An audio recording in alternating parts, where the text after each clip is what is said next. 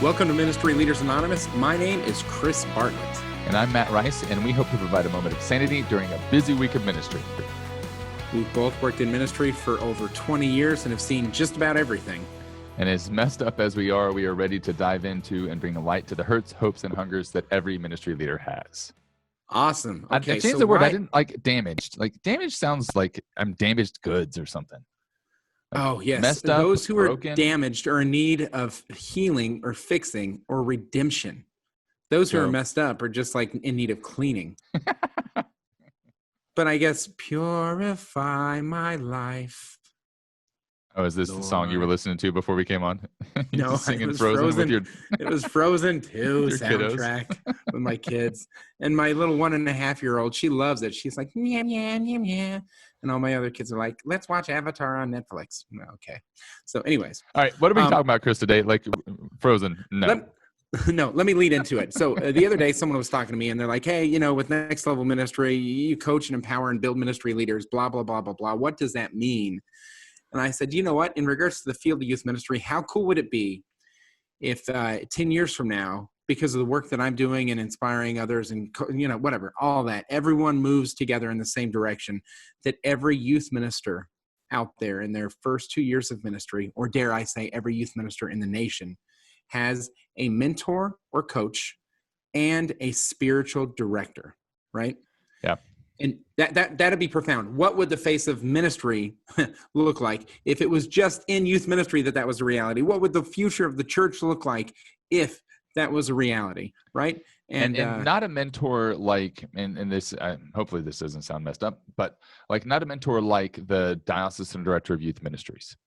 Like they're, I don't know if that would be considered their supervisor or whatever, but like their diocesan, whatever, that I wouldn't see that as their mentor unless it was formal. Right. So the mentorship process, I would say someone that you could go to and say, I for some reason made parents mad with this policy. And how do I navigate that? Great. Yeah. I think a mentor or a coach could do that, but also a diocesan director could help them navigate that. But then they say, and I'm actually really hurt and doubting my abilities. That's where a mentor or a coach could really walk them through it. Whereas I'm not sure that dealing with some of those more internal struggles is the purpose of a diocesan director. It's a deeper accompaniment than maybe, I was a diocesan director.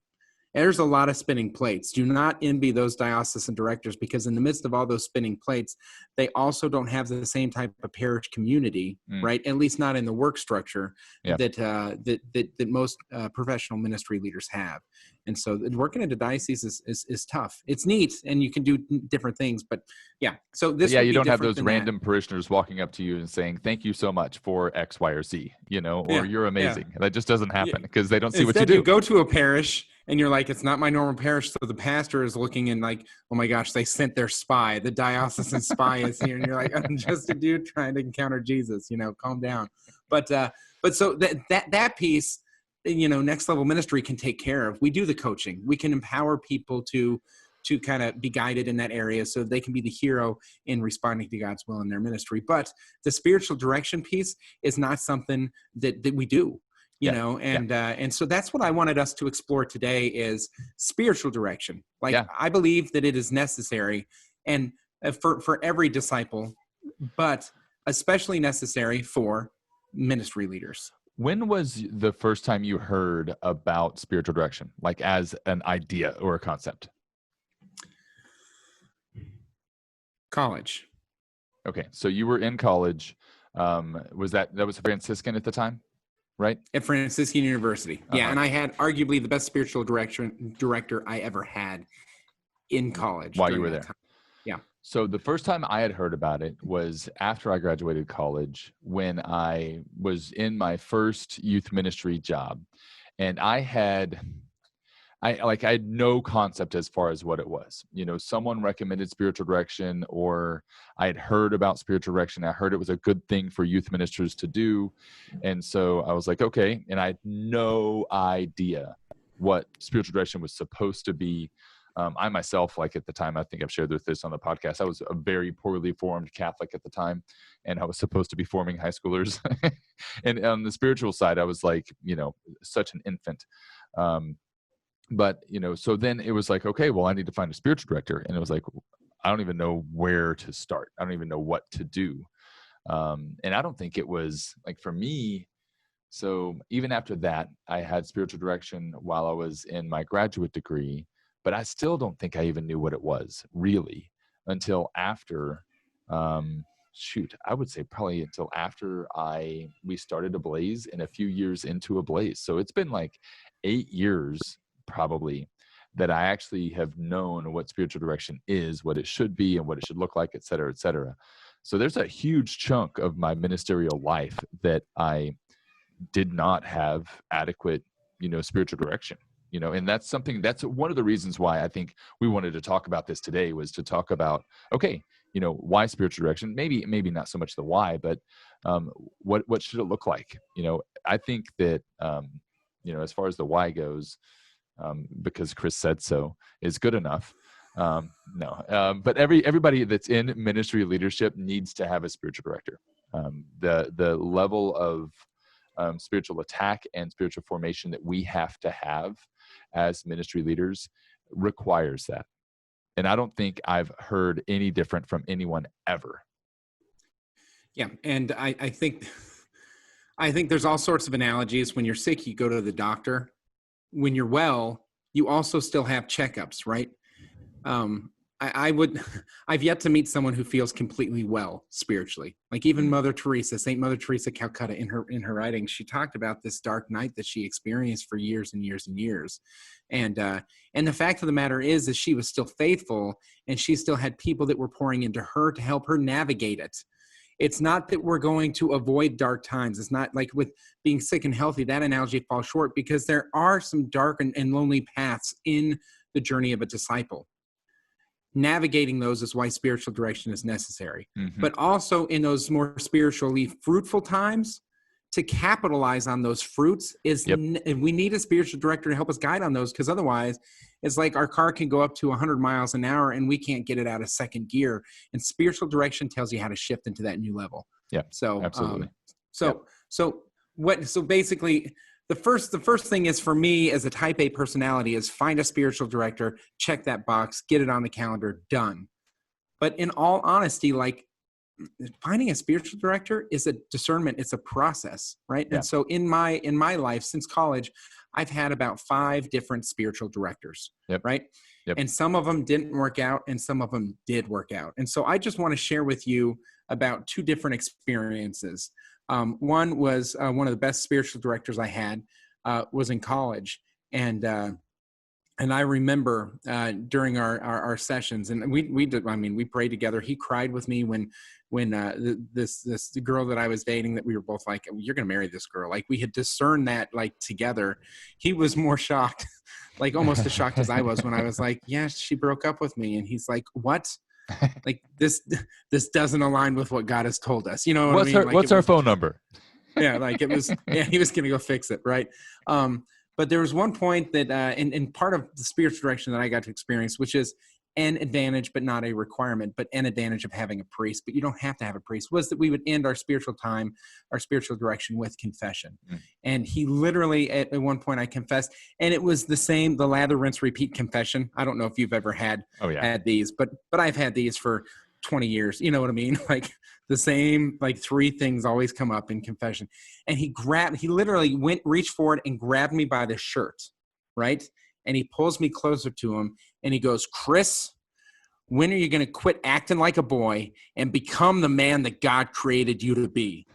And it was like, whoa!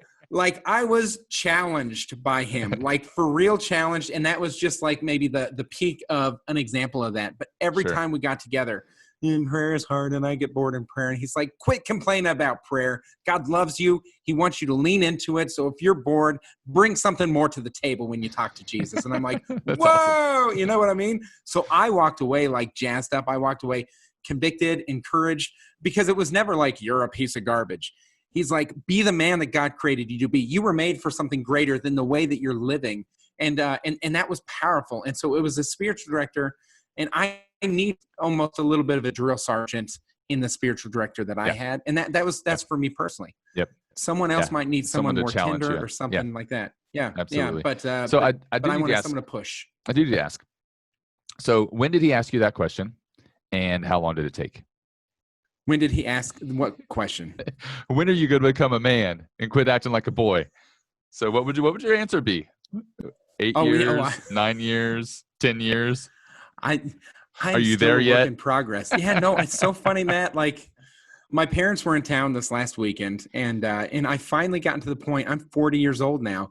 When my parents come and visit, that like by day 4, sometimes I shift into high school Chris. Like you know what I mean? I don't know Yep. if you have that to where it's like, oh, it's home and and all of a sudden you find yourself on the couch wanting to play video games, but like not wanting to be a responsible adult while you're also making time for that. And so that has just now happened to where it's like, no, I'm hosting them. I'm going to welcome them, and I'm going to lead this, drive this a little bit more, as opposed to just kind of sitting back and letting my mom and dad do things. So I'm 40 years old, and I'm finally no longer a 15-year-old boy after spending 2 days with my parents. So it's a little bit. I'm going to have a That's funny. vulnerability hangover after this podcast. Yeah. I don't know, but I think that we're all works in progress. But that work can be expedited, or that can be be cared for better with spiritual direction.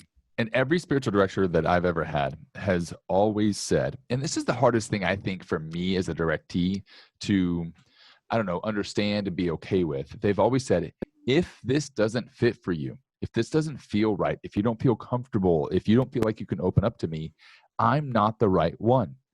Move on to someone else. You won't hurt my feelings. It's always hard for me to like actually take that as truth and not feel like, oh, I have to at least stay for a half a year, otherwise I'll hurt their feelings, or I have to stay because this other person I know is directed by them and they love them, so maybe I should stay because they're supposed to be this great spiritual director. If they're not a good fit, they're not a good fit, and that's okay. You will not hurt their feelings if you just say, I think I need to find a new spiritual director. That's it. It's that easy. OJ got out because it wasn't a good fit. The glove don't fit. You must have quit. Don't try and force that glove on.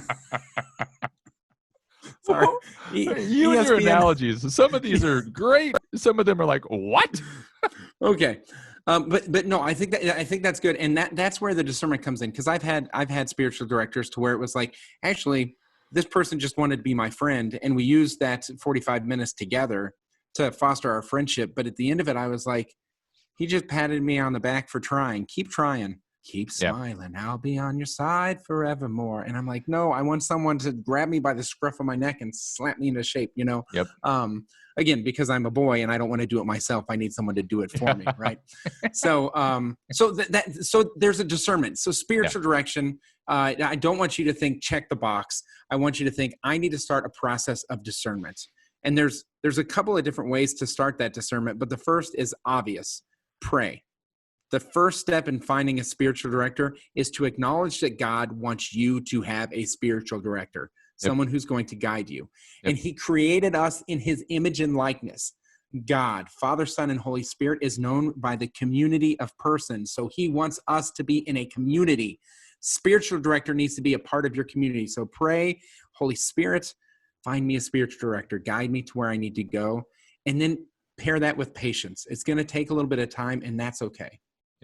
Yeah. You don't need to rush into it. It's going to be hard. I was thinking through this, like if every ministry leader in the nation all of a sudden said, hey, and like, let's say half of them or more, it's probably a lot more, don't have spiritual directors, and they all just all of a sudden go out looking for spiritual directors. What is that going to do? Are there enough spiritual directors to actually direct these directees? But yeah, so be patient with that. Don't rush into it. The likelihood that I wouldn't ask your boss. Like if you're a youth minister or a ministry leader in a parish, don't ask that pastor to be your spiritual director. Would you say that like universally, Chris? Not absolutely universally, because there are some parishes that are so rural that you're not going to be able to find another priest within a half-hour drive. You know what I mean? Now, that being said, we've all gotten pretty comfortable with Zoom. Sacraments can't be conferred over Zoom, but spiritual direction can be. You know what I mean? Yep. But you can ask your priest, say, I respect you, Father. You know some of my situation. I would like to have a spiritual director, but one that doesn't sign my paychecks. So you're out. I don't want to create awkward scenarios for us, because sometimes I complain about my boss, believe it or not, in spiritual direction. You know what I mean? Or whatever you want to say. You So would have you to need to hold find back. one. I think like that would be so hard because you'd have to hold back. I think unless you just have that kind of a relationship with your pastor, you would end up holding back. And even if you do have that relationship with your pastor, I think it's still unfair. Yeah. I think it's still unfair to him, even if it would work for you. Yeah. And so, yeah. And so ask a priest for recommendation. Yep. A priest you trust, but also be ready to feel like you're trying to find a seat in the lunchroom again. I'm going to go ask Father, Bill to be my spiritual director. Father Bill says no. Father Bill says, no, I'm too busy. I'm too full. And you receive it as, you are not worthy. You know what I mean? He doesn't like me. I'm not good enough. I'm not cool enough. Whatever. Yeah. Right. So be patient and know that it might be a journey. So if you're like, I want a spiritual director, you're going to have to start a process. Yep. And then actually maybe have one or two people, or even three, that you're looking at, and go sit down with them. Take them out to lunch. I don't know if, buy them a scotch, whatever it is that you think would connect with them, or her. Let me just be clear. There's some amazing male and female spiritual directors out there. There's institutes of spiritual direction and formation that people go through. So it doesn't even have to be a priest or an ordained or a religious. Yep. It can be a layperson that's gone through the training, something along those lines. And so meet with them and ask them, what's your experience in regards to this? What's your spiritual style? What's your love language type of thing? But like, what's your prayer language? What are you most comfortable with? And then availability. Like, okay, so it seems like we align in regards to some of our passions or our approach to God, and I could grow from you there. But once every 4 months is not going to be adequate. Yeah. Right. Yeah. Yeah. It needs to be someone that you can meet with monthly. Like, Chris, have you ever had experience with spiritual directors that are paid to be spiritual directors, like by the directee? No, I haven't, but I've had experience where counselors have been paid. You know what I mean? So pouring into your wellness financially, investing in it, that is not uncommon.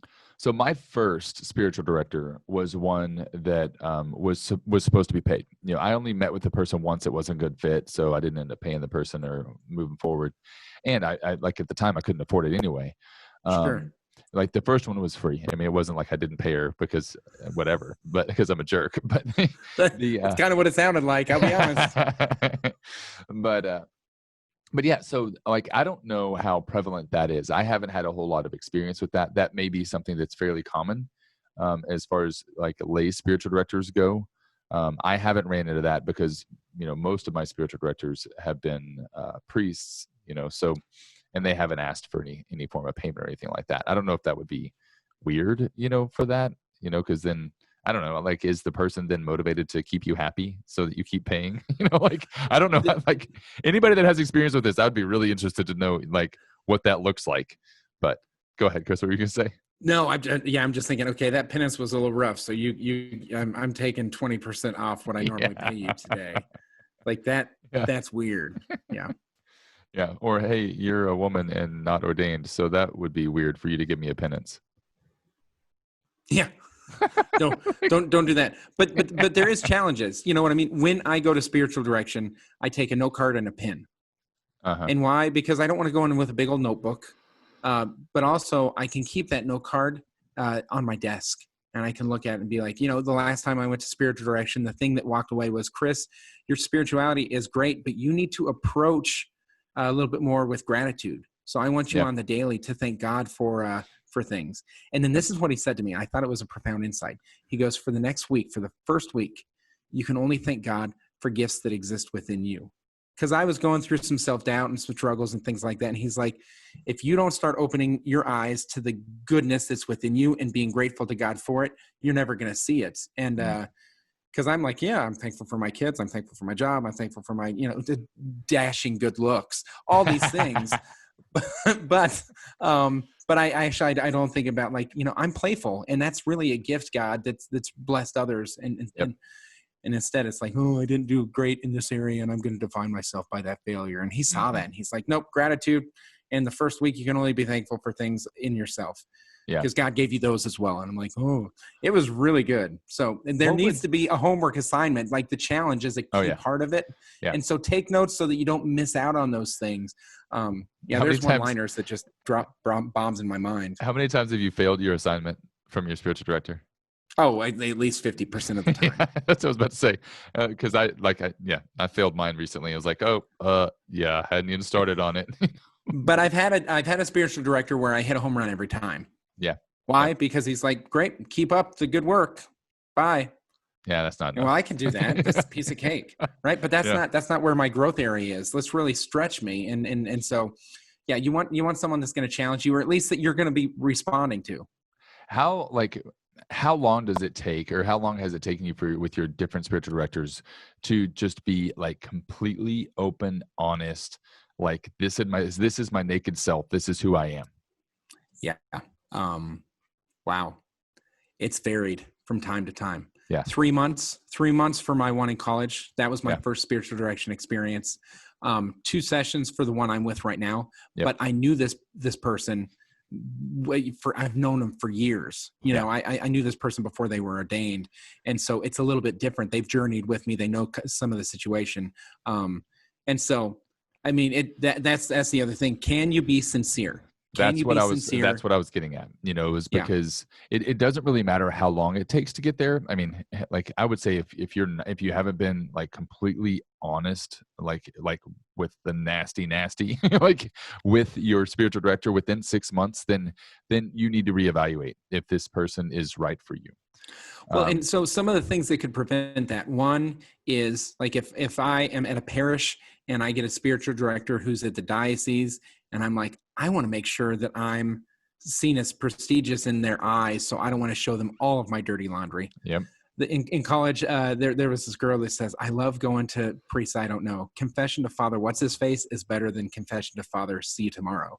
You know what I mean? Yep. And so if you need to find someone that doesn't run in your circles, then it's going to take maybe a little bit more time because you have to enter other circles to make that a reality. But do it if that helps increase the sincerity. I do want to add a caveat. It may mean, like, one, it may mean you need to look at yourself and potentially go to counseling, out like in addition to spiritual direction, or maybe you're not capable of vulnerability in an authentic way. Yeah. Yeah. There may be something else, but if it's been 6 months and you haven't been able to share like intimately with your spiritual director, then you definitely need to do some evaluation, either with your relationship with the spiritual director or just your relationship with yourself. Which brings us to our segment. What is spiritual direction not? Spiritual direction is not counseling. Yes. Those need to be different and separate. Yep. Spiritual direction is not just your way to skip a confession line. Yeah. If that's the only time that you're pouring into yourself spiritually, that is not okay. Yep. Spiritual direction is not venting. It's about growth. Yep. Spiritual direction is not easy. It is hard work. Anything else to add to our special segment? For me, like I had gone into spiritual direction, like wanting like guidance, like not just guidance, but like answers. Like I've wanted the spiritual director to tell me what to do. It's like, nope, that's not what it is. Like, and it was so frustrating because it's like, all they freaking do is ask me questions. It's like, but that's what it's meant to be, you know, like at least that's like what I understand it's meant to be. Absolutely. Yeah. If you are looking for the spiritual director to guide you to God's will, perfect. Yep. If you are looking to the spiritual director to be God's voice in your life, that is probably not a fair thing. He wants to help you, or she wants to empower you to better listen. Right. Yep. And if you think spiritual direction only happens in the 1 hour a month that you meet, that is also not what spiritual direction is. So you have to be open or docile to following the guidance. And I want you to sit with this. Yeah. I had a spiritual director tell me, you can either go to daily mass or you can pray the rosary, but your scrupulosity means that you can't do both in the same day, because I want you to take some other time and just sit with the Lord in conversation. Yeah. You're a doer, and I need you to be, just sit with God's presence.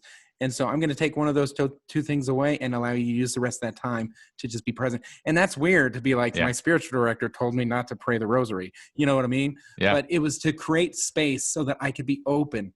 And that was a hard thing to follow because it's so much easier just to check the box. I've got note cards all over the place in here, So anyways, yeah. That's funny. Your green screen messed up when you put the card up. I don't know what it did, but it freaked out. Your face disappeared. Whatever. You can find it on YouTube. Oh man, I just lost my thought because of your stupid card. But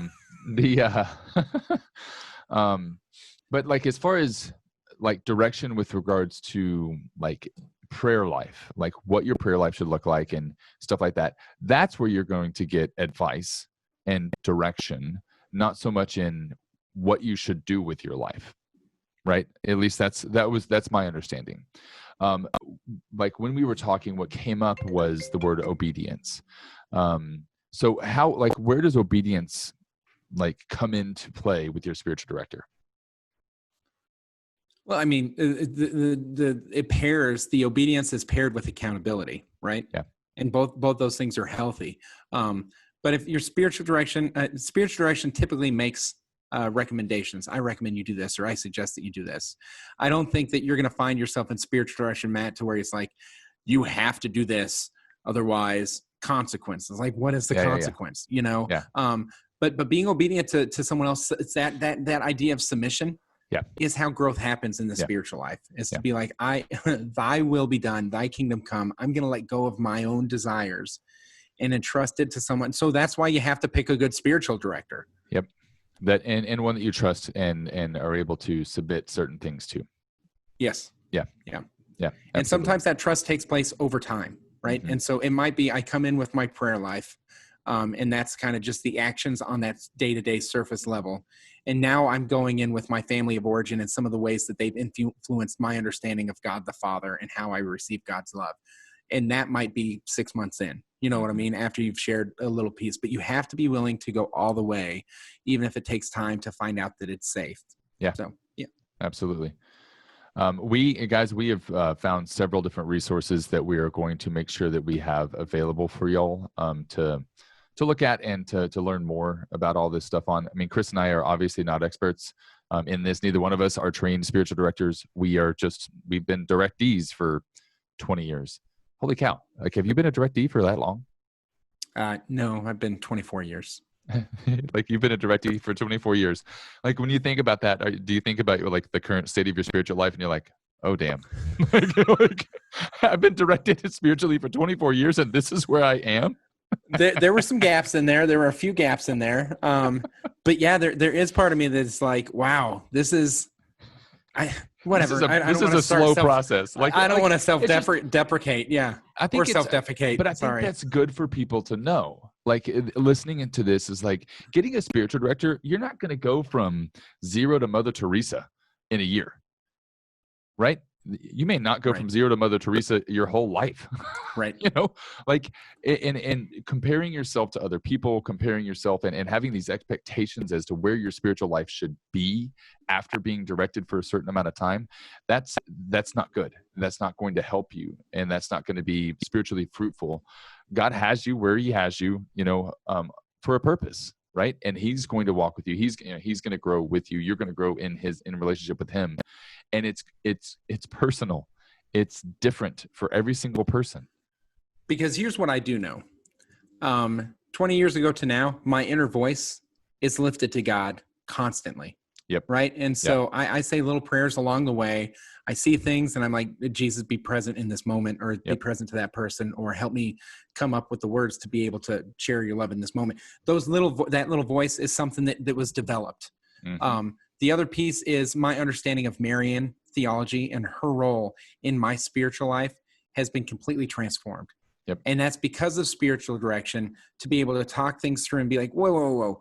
Why would we want to talk to Mary and when we could instead talk to Jesus? And the thing is it was like a concrete roadblock, and spiritual direction moved that roadblock out of the way 1 inch at a time. I know someone could just send me a Catholic Answers blog post and be like, it'll just get removed right away. But that's not how I was able to process it, And so it's that journey. There's a lot of little things like that.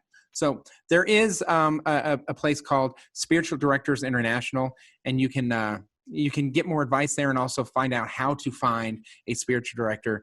Their website is sdiworld.org, sdiworld.org. And so if you're like, I have no idea what the next step is, that might be the next step. A lot of us might have had a spiritual director that maybe we just sort of stopped going to and lost touch with, and maybe it's been 3 months, maybe it's been 3 years. Yeah. Start there. You've already started the process, and recommit to that. That would be another good next step. But always the first step is to pray and ask the Lord for guidance there. Absolutely. And if you guys need any help, I mean, like, we can help direct you in whichever way you want. MLA@ablaze.us. If you want to reach out to us, I think I'd be happy to help you if you need it.